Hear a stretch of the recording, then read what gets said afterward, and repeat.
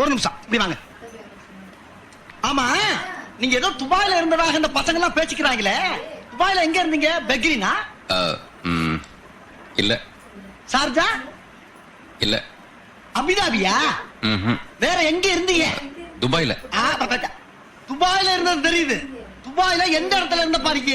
துபாயில அந்த மெயின் ரோடுக்கு பக்கத்துல பஸ் ஸ்டாண்ட ஒட்டி. துபாயில பஸ் ஸ்டாண்டா? என்னமா உசிலம்பட்டி பஸ் ஸ்டாண்ட சொல்ற மாதிரி சொல்ற? துபாயில பஸ் ஸ்டாண்ட் எங்க இருக்குன்னு கேக்குறேன். இந்த துபாய் பஸ் எல்லாம் வந்து நிக்கும்ல அங்க.